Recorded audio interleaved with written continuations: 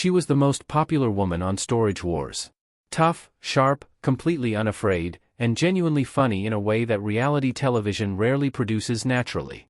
Brandi Passante walked onto that show in 2010 as a stay-at-home mom from Texas who had never been on camera in her life, and within one season she had become the most watched person on the entire program. But the real story of what Brandi Passante has been quietly living through, off-camera, away from the storage units and the auction paddles and the bright lights, is one that most of her fans have never come close to fully understanding. And the tragic news surrounding her life right now is genuinely heartbreaking. It started the moment the cameras found her. Fame did not arrive for Brandi Passante the way it arrives for people who spend years chasing it and preparing for it.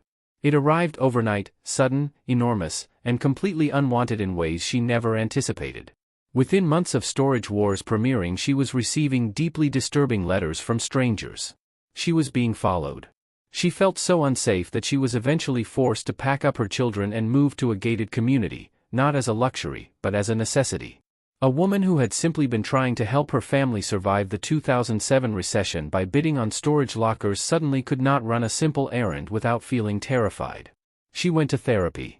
She described being afraid to leave the house.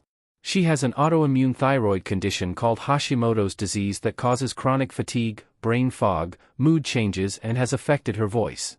And she managed all of that while filming a reality television show that put her face in front of millions of people every single week.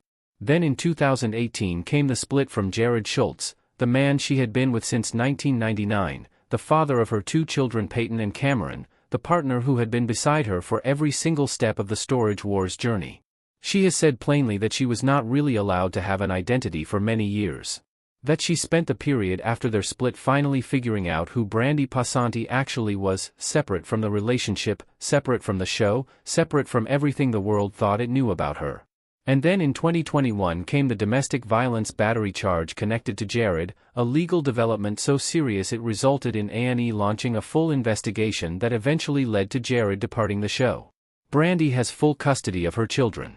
She rebuilt. Again. But the most devastating thing Brandi Passante has ever had to carry, the thing she kept completely private for 15 years of being one of the most visible faces on American reality television, came out this week in 7 words that stopped the entire internet. She lost a parent to suicide. She lost a brother to suicide. The woman who smiled through every auction, who traded barbs with buyers twice her size, who raised 2 children largely alone while battling an autoimmune condition and navigating the fallout of a failed long-term relationship, has been carrying that particular grief her entire adult life. In silence. Without ever once asking the world for sympathy.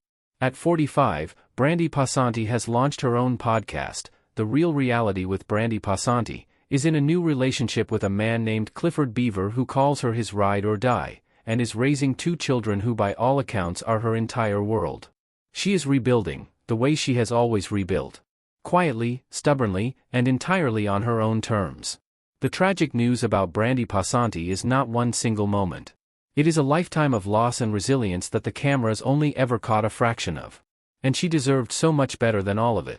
If you or someone you know is struggling, please call or text 988 to reach the Suicide and Crisis Lifeline.